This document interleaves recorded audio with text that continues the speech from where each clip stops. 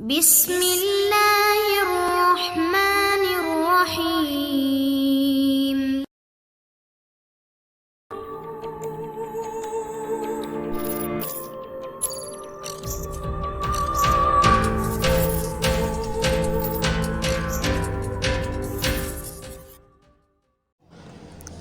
अस्सलाम वालेकुम दोस्तों, इमरान सीरीज़ नावल सॉर्ड मागा बाय मज़हर कलीम MA।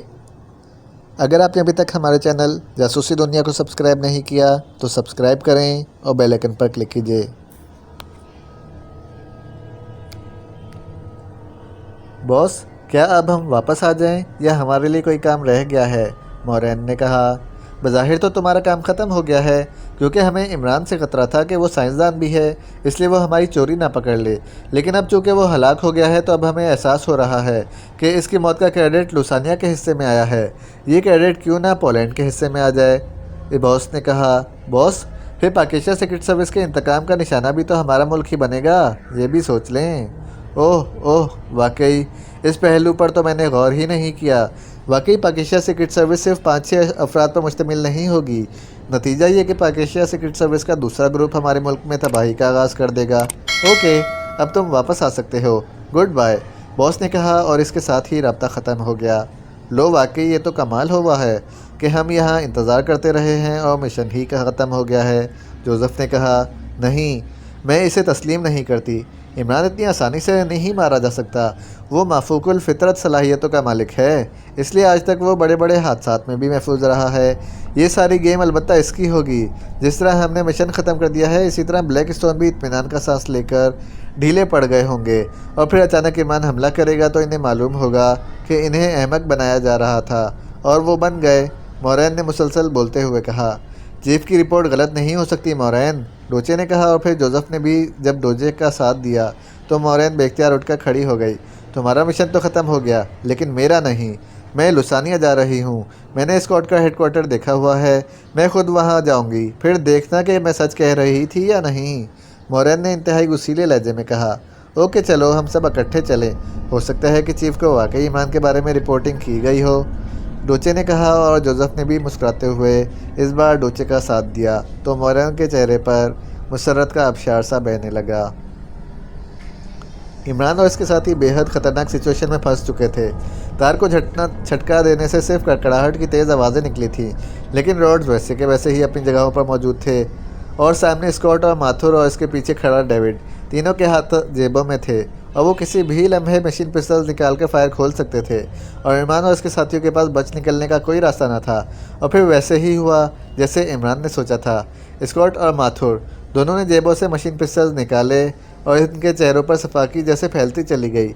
लेकिन इससे पहले कि वो फायर खोलते, रोड्स वाली कुर्सियों के आखिर में बैठी सोलेहा और जूलिया ने यकलख्त इस तरह चीखना शुरू कर दिया जैसे इन पर सैकड़ों भूखे भेड़ियों ने हमला कर दिया हो। और इनके इस तरह चीखने पर चंद लम्हों के लिए स्कॉट और माथुर ने नज़रें इनकी तरफ घुमाईं, लेकिन फिर बौखलाहट में इनके हाथों ने झटके खाए, और फिर तेज़ फायरिंग और इंसानी चीखों से कमरा गूंज उठा, और माथुर और स्कॉट के हाथ साथ साथ डेविड भी चीखते हुए धमाके से नीचे गिरा, और चंद लम्हों के लिए इस तरह तड़पे जैसे तशनज ज़दा शख्स का जिस्म काँपता है, और फिर साकत हो गए। तेज़ फायरिंग हुई थी, लेकिन हाथों को झटका लगने से गोलियाँ इमरान और इसके साथियों के सरों के ऊपर से गुजरती चली गई थीं। और फिर जैसे ही स्कॉट, माथुर और डेविड नीचे गिरकर चंद लम्हे तड़पने के बाद साकत हो गए, तो इसी लम्हे एक बार फिर हल्की सी गड़गड़ाहट से रॉड्स वापस कुर्सी में गायब हो गए। इमरान और इसके साथी कुर्सियों से उठ खड़े हुए, लेकिन हकीकत ये थी कि कोई बात इनकी समझ में ना आ रही थी कि वो कैसे बच गए, और ये तीनों कैसे हलाक हो गए या बेहोश हो गए। लेकिन दूसरे लम्हे जब इमरान की नज़रें कुर्सी के उगबी दीवार पर पड़ी, तो इसने बेख्तियार एक तवील सांस लिया। उगबी दीवार पर इस कमरे को मुकम्मल साउंड प्रूफ बनाने के लिए जदीद तरीन स्टील शीट्स लगाई गई थीं, जिनमें से आवाज़ें तो एक तरफ, राइफ़ल और पिस्तौल की गोली भी क्रॉस न हो सकती थी।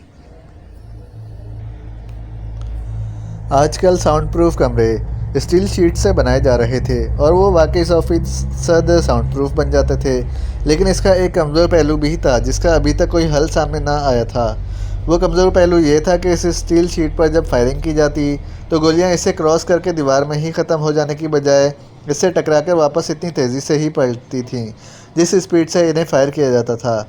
और चूँकि स्कॉट और माथुर दोनों बैक वक्त मशीन पिस्टल्स के ट्रैगर दबा चुके थे, और अगर सोलेहा और जूलिया दोनों इस तरह अचानक ना चीखती तो बौखलाहट में इनके हाथों को झटके ना लगते और गोलियां इमरान और इसके साथियों को चाट जाती। लेकिन झटका लगने का नतीजा ये निकला कि गोलियां ऊपर को उठ गईं और स्टील शीट से टकराकर प्लेटें और पलटी और स्कॉट और मैथ्यू और डेविड को तीनों को चाट गईं। इस वक्त अगर इमरान और इसके साथी भी कुर्सियों से उठकर खड़े हो चुके होते तो वो भी इनकी तरह गोलियों की जद में आ जाते थे। ये सब कुछ एक लम्हे के हज़ारवें हिस्से में इमरान के जहन में आया और इसने मुख्तसर तौर पर अपने साथियों को बताकर इनकी हैरत दूर की और इन्हें बाहर चेकिंग करने और हालात कंट्रोल करने के लिए जाने के लिए कहा, जबकि वो खुद फर्श पर पड़े स्कॉट पर झुक गया। इसने इसके दिल पर हाथ रखा तो स्कॉट अभी जिंदा था। इसे 2 गोलियां लगी थीं, जिनमें से एक इसकी रान और दूसरी इसकी पसलियों में लगी थी। खून दोनों जख्मों से निकल रहा था और इसकी हालत ज़्यादा अच्छी ना थी। इमरान ने आगे बढ़कर माथुर और डेविड दोनों को चेक किया, लेकिन ये दोनों सीनों में गोलियां लगने से हलाक हो चुके थे। इमरान उठकर कोने में मौजूद अलमारी की तरफ बढ़ गया, जबकि सोलेहा और जूलिया समेत सब साथी बाहर जा चुके थे और इन्होंने स्कॉट, माथुर और डेविड के हाथों से निकलने वाली मशीन पिस्टल्स उठा लिए थे। इमरान को यकीन था कि इस अलमारी में मेडिकल बॉक्स मौजूद होगा, जिसकी मदद से स्कॉट को इस काबिल किया जा सकता था कि वो इमरान के सवालों के जवाब दे सके, और फिर इसका ख्याल दुरुस्त साबित हुआ। अलमारी के निचले खाने में इसे एक बड़ा सा मेडिकल बॉक्स नज़र आया। इसने मेडिकल बॉक्स उठाया और इसे लाकर इस जगह रख दिया जहां स्कॉट बेहोश पड़ा था। इमरान ने मेडिकल बॉक्स खोला और इसने सबसे पहले स्कॉट के ज़ख्मों को साफ़ करके इन पर अद्वियात लगाईं ताकि खून का इखराज बंद हो सके। दोनों ज़ख्मों की ड्रेसिंग करने के बाद इसने एक बार फिर स्कॉट के सीने पर हाथ रखकर चेक किया और फिर मेडिकल बॉक्स से सिरिंज और इमरजेंसी इंजेक्शन उठाकर इसने चंद मिनटों के वक्फे से 2 इंजेक्शन लगाए और एक बार फिर सीने पर हाथ रखकर वो चेक करता रहा। दूसरे इंजेक्शन के बाद इसके सीने से इसने जब हाथ उठाया तो वो समझ गया कि स्कॉट के अब इस फौरी के दौरान हलाक होने का खदशा ख़त्म हो गया है। तो इसने दोनों हाथों से इसे उठाया और ले जाकर रॉड्स वाली कुर्सी पर बिठा दिया।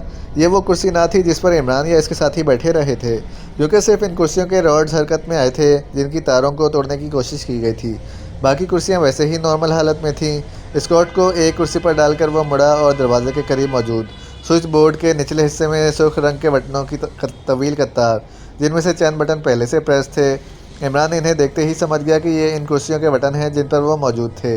बहरहाल इमरान ने कुछ देर बाद जब एक बटन प्रेस किया तो स्कॉट की कुर्सी के रॉड सामने आए। तो इमरान वापस मुड़ा ही था कि जूलिया और सोलेहा कमरे में दाखिल हुईं। क्या पोजीशन है बाहर? इमरान ने पूछा। यह हेडक्वार्टर है। यहाँ सिक्योरिटी के 4 अफराद के अलावा फ़ोन सेक्रेटरी, ऑफिस सुपरिटेंडेंट और इनका अमला जो 4 अफराद पर मुश्तमिल था, इन सब का फायरिंग करके ख़ात्मा कर दिया गया है और यहाँ मौजूद हर किस्म की मशीनरी को तबाह कर दिया गया है। जूलिया ने जवाब देते हुए कहा। तनवीर तुम्हारे साथ गया था? फिर तो ऐसा ही अंजाम होना था इनका। इमरान ने मुस्कुराते हुए कहा। तुम इनकी साइड ले रहे हो, जिन्होंने हमें मारने की में कोई कसर नहीं छोड़ी। ये तो हमारी कोई नेकी काम आ गई है कि हम जिंदा सलामत मौजूद हैं। जूलिया ने कदरे जज्बाती लहजे में कहा। तुम्हारे मुंह से निकलने वाली चीखों ने काम दिखाया है। इनके हाथों ने झटके खाए और गोलियां हमें लगने की बजाय उगबी दीवार से जा लगीं और स्टील शीट्स की वजह से रीबाउंड होकर वापस आईं और तीनों इनका निशाना बन गए। माथुर और डेविड तो सीने पर गोलियां खाकर फ़ौरन ही ख़त्म हो गए, जबकि स्कॉट को 2 गोलियां लगी हैं। एक रान पर और एक गोश्त को काटती हुई बाहर निकल गई है, क्योंकि स्टील शीट से टकराकर रीबाउंड होने से खुद ब खुद स्पीड बढ़ जाती है, और दूसरी गोली पसलियों में लगी है और साइड से बाहर निकल गई है, इसलिए वो ज़िंदा था, लेकिन इसकी हालत इंतहाई ख़तरनाक थी। फिर मेडिकल बॉक्स अलमारी से निकालकर मैंने इसके ज़ख्मों की ड्रेसिंग कर दी और ताकत के मखसूस इंजेक्शन भी लगा दिए हैं। अब इसकी हालत ख़तरे से बाहर है। लेकिन तुमने इसे ज़िंदा क्यों रखा हुआ है? इसे फ़ौरन गोली मार दो, इसकी वजह से हमारा आधा खून खुश्क हो गया था।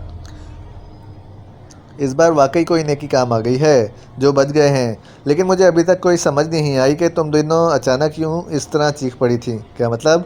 क्या वाकई तुम्हें नहीं मालूम कि शोर में कितनी पावर होती है? जूलिया ने कहा। शोर में पावर? क्या मतलब? इमरान ने हैरान होते हुए कहा।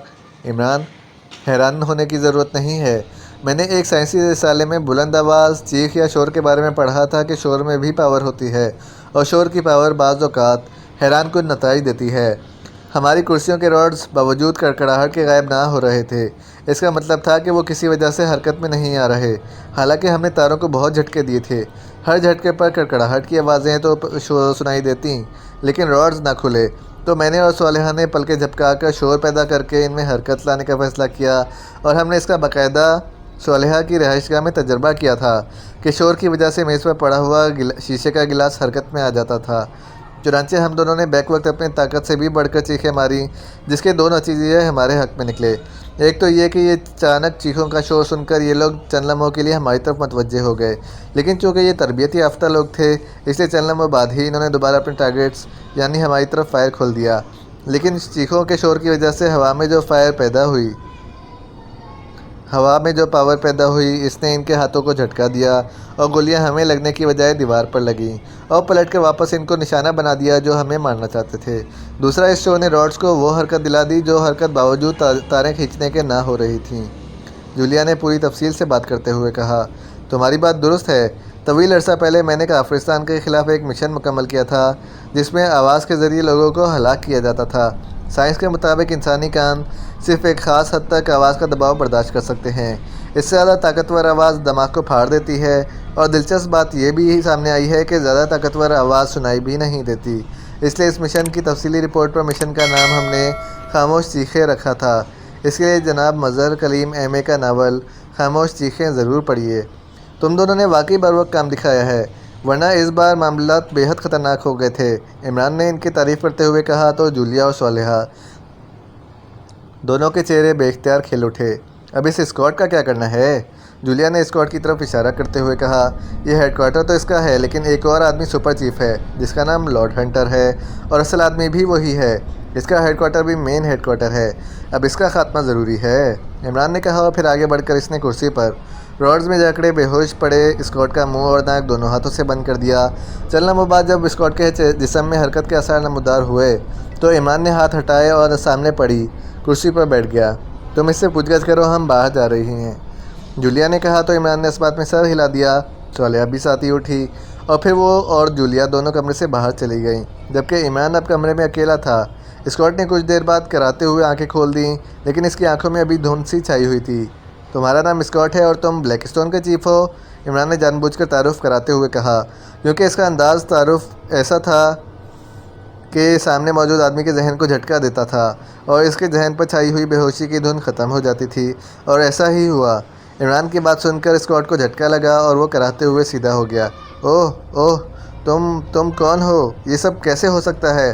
वो गोलियां दीवार से टकरा कर वापस आई थी, ये सब कैसे हुआ? स्कॉट ने हैरत भरे लहजे में कहा, तुमने कमरे को मुकम्मल साउंड प्रूफ बनाने के लिए दीवारों पर जदीद तरीन स्टील शीट्स चढ़ाई हुई हैं।